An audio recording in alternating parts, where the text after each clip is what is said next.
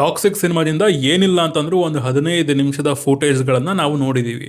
ಆದರೂ ಕೂಡ ಕತೆ ಏನು, ಪ್ಲಾಟ್ ಏನು ಅಂತ ಒಂದು ಐಡಿಯಾ ಕೂಡ ಇಲ್ಲ. ಬಟ್ ಸ್ಟಿಲ್ ಸಿನಿಮಾ ಮೇಲೆ ಇಂಟ್ರೆಸ್ಟ್ ಕ್ರಿಯೇಟ್ ಮಾಡಿಸ್ತಾ ಇದ್ದಾರೆ. ಟ್ರೈಲರ್ವರೆಗೂ ಒಂದು ಲೆಕ್ಕ ಅಂತಂದರೆ ಟ್ರೈಲರ್ ಬಿಟ್ಟಾದ ಮೇಲೆ ಇಂಟ್ರೆಸ್ಟ್ ಡಬಲ್ ಆಗಿದೆ ಅಂತ ಹೇಳ್ತೀನಿ.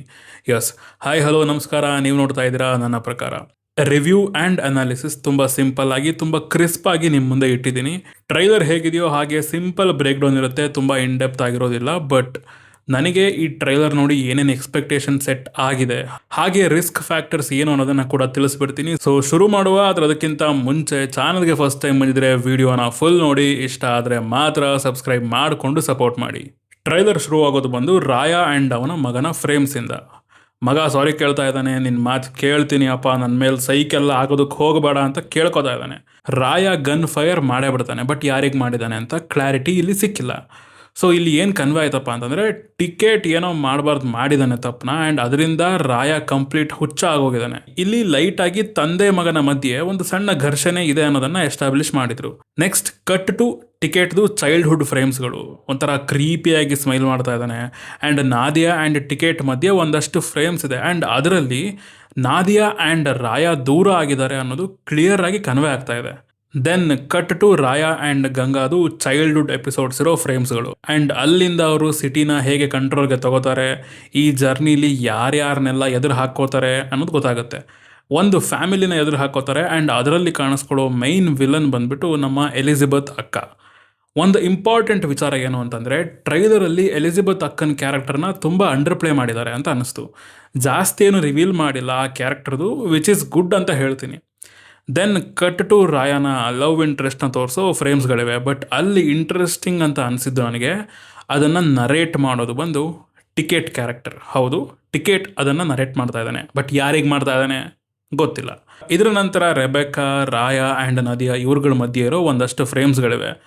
ಮತ್ತು ನಾದಿಯಾ ಪ್ಲೇ ನಡೀತಾ ಇರೋ ಸರ್ಕಸಲ್ಲಿ ಒಂದು ಮೇಜರ್ ಆ್ಯಕ್ಷನ್ ಬ್ಲಾಕ್ ಇದೆ, ಆ್ಯಂಡ್ ಅಲ್ಲಿ ರಾಯ ನಾದಿಯಾಗೆ ಹೇಳೋ ಡೈಲಾಗ್ ಏನಿದೆ, ಎರಡು ಮೀನಿಂಗ್ನ ಕೊಡ್ತು ನನಗೆ.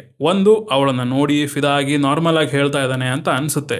ಇನ್ನೊಂದು, ನಾದಿಯಾನ ಯೂಸ್ ಮಾಡಿಕೊಂಡು ಅವಳ ಅಂದವನ್ನು ಯೂಸ್ ಮಾಡಿಕೊಂಡು ಅವನ್ನ ಟ್ರ್ಯಾಪ್ ಮಾಡಿ ಅಟ್ಯಾಕ್ ಮಾಡಿಸಿ ಅದು ರಾಯನ್ಗೆ ಗೊತ್ತಾಗಿದೆ, ಆ್ಯಂಡ್ ಅದನ್ನು ಹೇಳ್ತಿರೋ ಥರ ಅಂತ ಅನ್ನಿಸ್ತು. ನೋಡುವ ಸಿನಿಮಾದಲ್ಲಿ. ಇದಾದಮೇಲೆ ನೆಕ್ಸ್ಟ್ ಟ್ರೈಲರಲ್ಲಿ ಹೆವಿ ಜಂಪ್ ಆಗುತ್ತೆ, ಅಂದರೆ ಟೈಮ್ ಲೈನಲ್ಲಿ ರಾಯನ ಲುಕ್ ಚೇಂಜ್ ಆಗಿದೆ, ಅವನ ಸುತ್ತಮುತ್ತ ಇರೋ ಹುಡುಗಿರು ಚೇಂಜ್ ಆಗಿದ್ದಾರೆ. ಅದರಲ್ಲಿ ಕೆಲವರು ರೆಗ್ಯುಲರು, ಒಬ್ಬಳು ಮಾತ್ರ ಪರ್ಮನೆಂಟು. ಬಟ್ ಅವಳು ಪರ್ಮನೆಂಟ್ ಯಾಕಾದ್ಲು? ಅವಳನ್ನ ಯಾರಾದರೂ ಪರ್ಮನೆಂಟ್ ಆಗೋದಕ್ಕೆ ಮಿಷನ್ ಏನಾದರೂ ಕೊಟ್ಟಿದ್ದಾರಾ? ನೋಡುವ.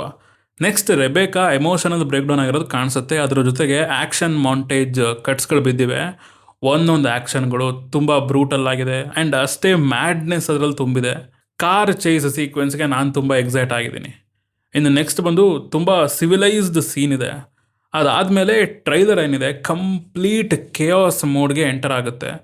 ಹೆವಿ ಕನ್ಫ್ಯೂಷನ್ನ ಕ್ರಿಯೇಟ್ ಮಾಡಿಸುತ್ತೆ ಟ್ರೈಲರ್. ಏನಾಗ್ತಿದೆ, ಕ್ಯಾರೆಕ್ಟರ್ಗಳು ಯಾಕೆ ಈ ಥರ ಬಿಹೇವ್ ಮಾಡ್ತಾ ಇದ್ದಾರೆ, ಈ ಥರ ರಿಯಾಕ್ಟ್ ಮಾಡ್ತಾ ಇದ್ದಾರೆ, ಅಳ್ತಿದ್ದವ್ರು ನಗ್ತವ್ರೆ, ನಗ್ತಿದ್ದವ್ರು ಅಳ್ತವ್ರೆ, ರಾಯನ ಕ್ಯಾರೆಕ್ಟರ್ಗೆ ಸಿಗೋ ಸೆಟ್ ಬ್ಯಾಕ್ಗಳು ಏನು, ಚಾಲೆಂಜಸ್ಗಳೇನು, ಅದರಿಂದ ಅವನು ಏನು ಆಗ್ತಾನೆ. ಆ್ಯಂಡ್ ಇಲ್ಲಿ ಇವ್ರು ಹೈಲೈಟ್ ಮಾಡಿರೋದು ಕೂಡ ನಾದಿಯಾ ಆ್ಯಂಡ್ ಎಲಿಜಬೆತ್ ಕ್ಯಾರೆಕ್ಟರ್ನ.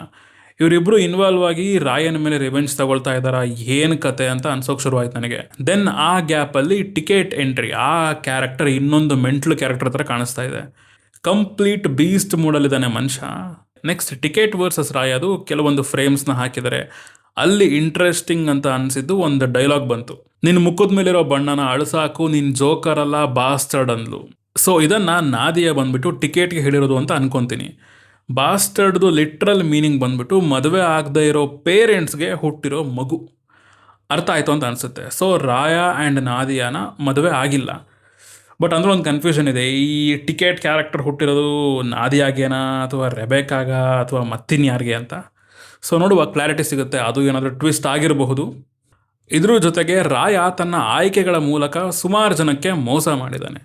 ಮೋಸ ಹೋಗಿರೋರು ಎಲ್ಲರೂ ರಾಯನ ಮೇಲೆ ರಿವೆಂಜ್ ತಗೊಂಡ್ರ, ಹೇಗೆ ತಗೊಂಡ್ರು, ಎಲ್ಲರೂ ಒಟ್ಟಿಗೆ ಸೇರಿ ತಗೊಂಡ್ರ, ಒಬ್ಬೊಬ್ಬರಾಗೆ ತಗೊಂಡ್ರ, ಏನು ಕತೆ, ಏನು ನಡೀತಿದೆ ಗುರು ಅನ್ನೋ ಸುಮಾರು ಪ್ರಶ್ನೆಗಳು ನನ್ನ ತಲೆಯಲ್ಲಿ ಹುಟ್ಟಿತು. ಆ ಪ್ರಶ್ನೆಗಳ ಮೂಲಕನೇ ಸಿನಿಮಾದ ಟ್ರೈಲರ್ ಎಂಡ್ ಆಗುತ್ತೆ.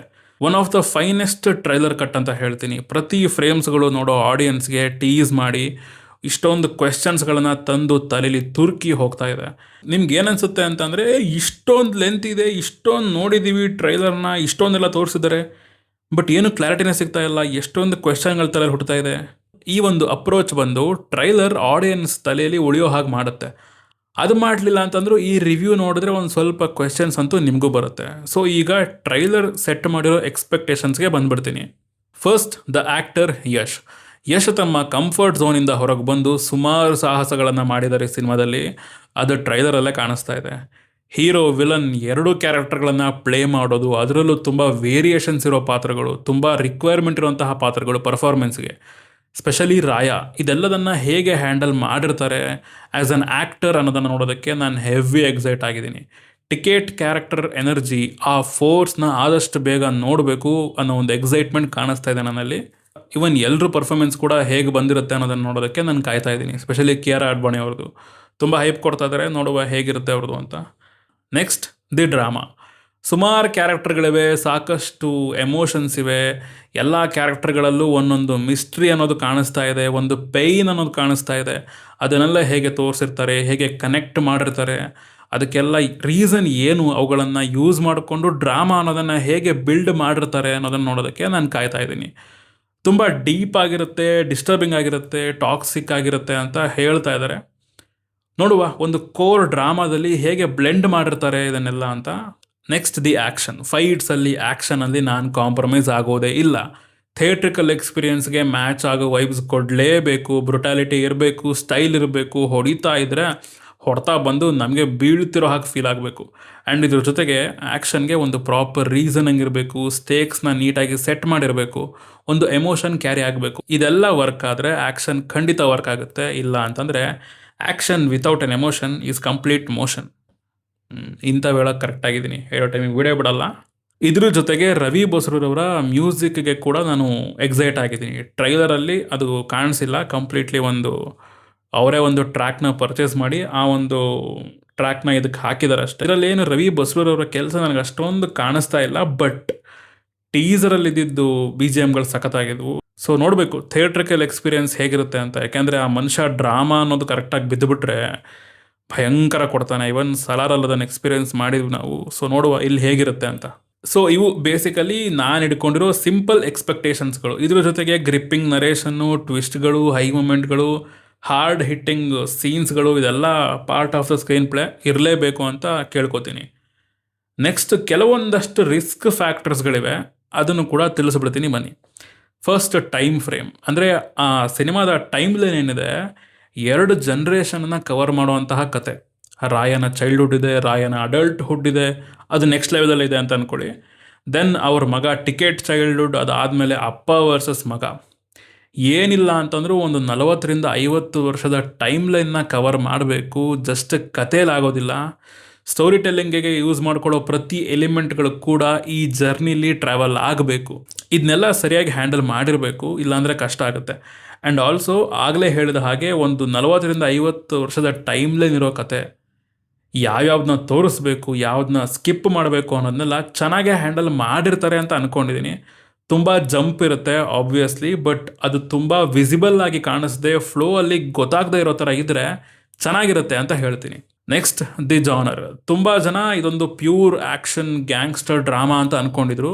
ಹೌದು, ಒಂದು ಲೆಕ್ಕದಲ್ಲಿ ಅದು ಕೂಡ ನಿಜಾನೇ, ಬಟ್ ಸೈಕಲಾಜಿಕಲ್ ಡ್ರಾಮಾ ಅನ್ನೋದು ಆ್ಯಡ್ ಆಗಿದೆ. ಕ್ಯಾರೆಕ್ಟರ್ಸ್ ಭಯಂಕರ ವೇರಿಯೇಷನ್ಸಲ್ಲಿ ಕಾಣಿಸ್ಕೊಂಡಿದ್ದಾರೆ ಗುರು ಟ್ರೈಲರಲ್ಲಿ. ಒಬ್ಬೊಬ್ಬರು ವಿಚಿತ್ರವಾಗಿ ಆಡ್ತಾ ಇದ್ದಾರೆ. ರಾಯ ಅಂತೂ ಕೆಲವೊಂದು ಫ್ರೇಮ್ಸಲ್ಲಿ ಡಿಪ್ರೆಷನಿಂದ ಹೊಡೆಸ್ಕೊಂಡಿರೋ ಥರ ಕಾಣಿಸ್ತಾ ಇದ್ದಾನೆ. ನಾದಿಯಾ ಯಾಕೆ ಹಂಗೆ ಆಡ್ತಾ ಇದ್ದಾಳೆ, ಎಲಿಜಬೆತ್ ಯಾಕೆ ಆ ಥರ ಬಿಹೇವ್ ಮಾಡ್ತಾ ಇದ್ದಾಳೆ. ಅದ್ರ ಮಧ್ಯೆ ಟಾಕ್ಸಿಕ್ ಈ ಟೈಟ್ ಲೈನ್ ಇದೆ. ಅವ್ರು ಯಾವ ನಶೆ ಹೊಡೆದು ಯಾವ ನಶೆಯಲ್ಲಿ ನಡೆಯೋ ಥರ ಸೀನ್ಸ್ಗಳು, ಯಾವುದು ನಿಜವಾಗ್ಲೂ ನಡೀತಾ ಇರೋ ಸೀನ್ಸ್ಗಳು ಅನ್ನೋದು ಕನ್ಫ್ಯೂಷನ್ನು. ಈ ಟ್ರೈಲರಲ್ಲೇ ತಗೊಳ್ಳಿ, ತೋರಿಸಿರೋದು ಎಲ್ಲನೂ ನಿಜವಾ, ಅಥವಾ ಯಾರಾದರೂ ತಮ್ಮನ್ನು ಸುಟ್ಟಿ ಬೂದಿ ಮಾಡಿ ಅಂತ ಎಳೆದು ಆ ನಶೆಯಲ್ಲಿ ಬರ್ತಿರೋ ಫ್ರೇಮ್ಸ್ಗಳು ಯಾರಿಗೆ ಗೊತ್ತು. ಸೊ ಇವೆಲ್ಲ ಆಡಿಯನ್ಸ್ಗೆ ನೋಡಿದ ತಕ್ಷಣ ವರ್ಕ್ ಆಗಬೇಕು. ಅಂಡರ್ ರೇಟೆಡ್ ಟ್ಯಾಗ್ ಎಲ್ಲ ಸಿಗಬಾರ್ದು ಈ ಸಿನಿಮಾಗಳಿಗೆ. ಲಾರ್ಜರ್ ಆಡಿಯನ್ಸ್ಗೆ ಕ್ಯಾಟರ್ ಆಗಬೇಕು, ಕನೆಕ್ಟ್ ಆಗಬೇಕು. ಸೊ ನೋಡುವ ಹೇಗೆ ಬಂದಿರುತ್ತೆ ಅಂತ ಕಾದು ನೋಡುವ. ಇನ್ನು ಲಯನ್ಸ್ ಗೇಟ್ ಜೊತೆ ಅಸೋಸಿಯೇಟ್ ಆಗಿರೋದು ಇಂಗ್ಲೀಷ್ ವರ್ಷನ್ ಡಿಸ್ಟ್ರಿಬ್ಯೂಷನ್ಗೆ ಅಂತ ಹೇಳ್ತಾ ಇದ್ದಾರೆ. ಇಂಗ್ಲೀಷ್ ಟ್ರೈಲರ್ ಇನ್ನೂ ಬಿಟ್ಟಿಲ್ಲ. ಮೇ ಬಿ ಗ್ಲೋಬಲ್ ಲೆವೆಲಲ್ಲಿ ಲಾಂಚ್ ಏನಾದರೂ ಪ್ಲ್ಯಾನ್ ಮಾಡ್ತಾವ್ರ ಏನು ಕತೆ ಅಂತ ನೋಡಬೇಕು. ಬೇಗ ಬೇಗ ಮಾಡಲಿ. ಇನ್ನೊಂದು ಏನೊಂದು 20 ದಿನ ಇದೆಯಾ? 20 ಇಲ್ಲ, ಕಮ್ಮಿ. ಸೊ ಸಿಗೋಣ. ಇದು ನನಗೆ ಟ್ರೈಲರ್ ನೋಡಿ ಹೇಳಬೇಕು ಅನಿಸಿದ ವಿಚಾರಗಳು. ತುಂಬ ಬೇಗ ಹೇಳಿದ್ದೀನಲ್ವ? ಆಗತ್ತೆ ಇಂಥವೆಲ್ಲ ಆಗುತ್ತೆ. ಸಿಗೋಣ ಮುಂದಿನ ವಿಡಿಯೋದಲ್ಲಿ. ಬಾಯ್.